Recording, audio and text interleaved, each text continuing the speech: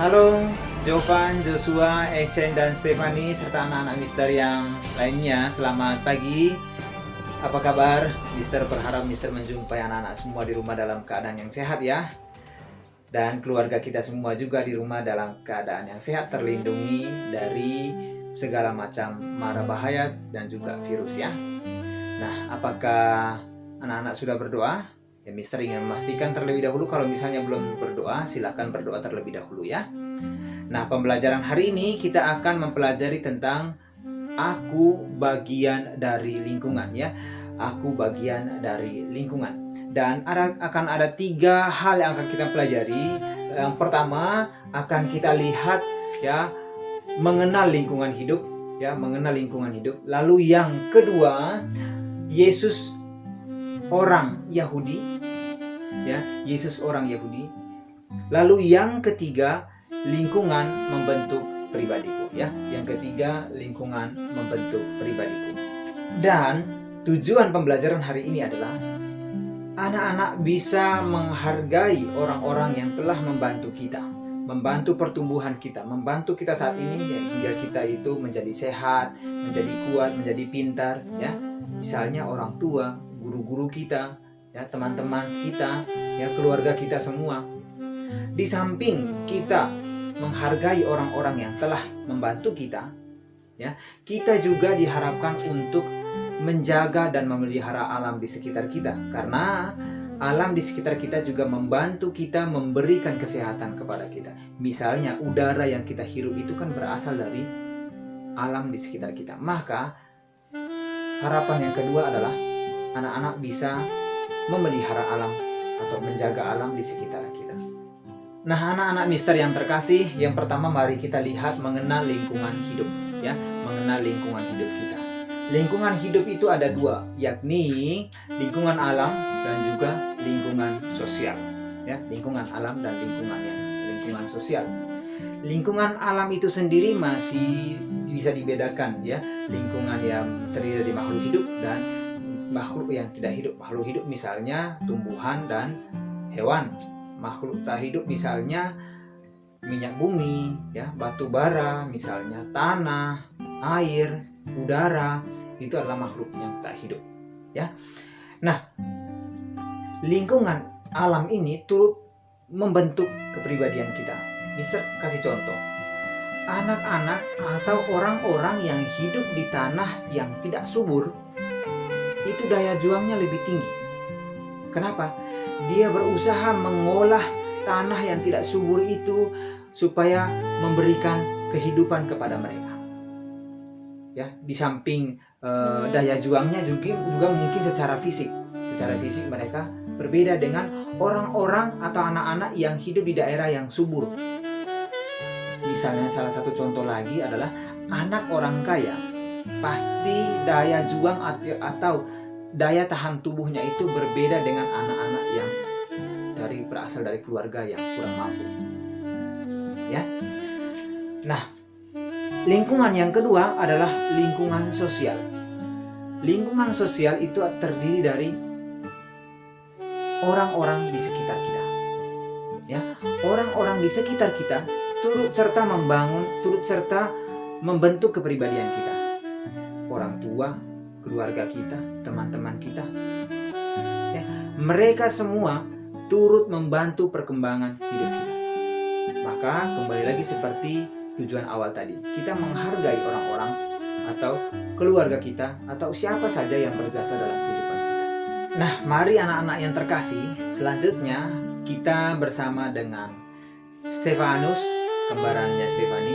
Mari kita baca sama-sama cerita tentang bagaimana Tuhan Yesus berada dalam lingkungan orang-orang Yahudi, lingkungan keluarga.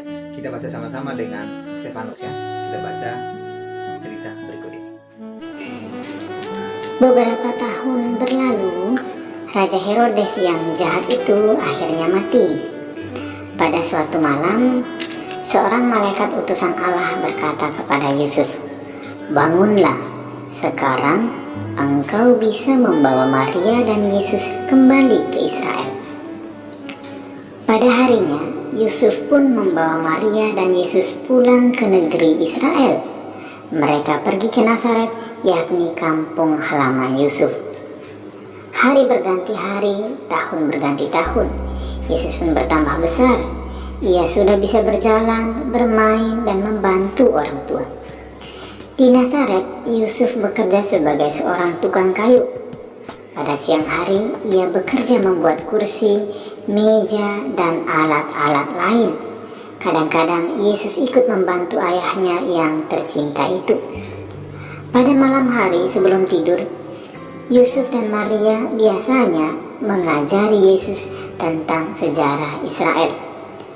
Mereka mengajarkan kepada Yesus bahwa manusia harus mencintai Allah dan berdoa kepadanya. Keluarga ini adalah keluarga yang baik dan taat pada Allah. Kebiasaan keluarga ini setiap tahun pergi ke Yerusalem. Yesus sudah semakin besar dan pandai. Pada waktu itu, Yesus sudah berumur 12 tahun. Pada hari perayaan Paskah Yahudi, Yusuf dan Maria mengajak Yesus pergi ke Yerusalem. Setiap hari raya Paskah, semua orang Yahudi dari berbagai penjuru Israel pergi ke Yerusalem untuk berdoa dan beribadat bersama di Bait Allah. Maka hari itu kota Yerusalem ramai. Orang-orang berdesakan dan berjalan kian kemari. Setelah perayaan selesai, Yusuf dan Maria bergegas pulang ke Nazaret. Yesus tidak tampak, tetapi mereka tidak khawatir. Mereka berpikir, tentulah Yesus bersama anak-anak yang lain.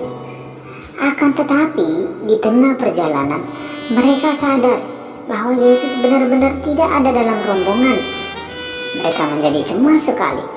Jangan-jangan Yesus masih tertinggal di kota Yerusalem. Tanpa pikir panjang, Yusuf dan Maria segera balik ke Yerusalem. 3 hari mereka mencari ke sana sini, tetapi Yesus belum mereka temukan. Kemana gerangan dia pergi? Yusuf dan Maria sedih sekali. Akhirnya Yusuf dan Maria masuk ke dalam Bait Allah. Syukurlah, ternyata Yesus ada di sana. Ia sedang duduk dan bercakap-cakap dengan imam dan alim ulama. Maria memeluk Yesus dan berkata, "Anakku, kemana saja engkau? Kami cemas mencarimu." Yesus menjawab, "Ayah dan ibu, bukankah aku memang harus tinggal di rumah Bapa? Yang disebut rumah Bapa adalah Bait Allah. Bait Allah berarti rumah milik Tuhan Allah. Yesus adalah anak Allah, maka ia memanggil Tuhan Allah dengan sebutan Bapa."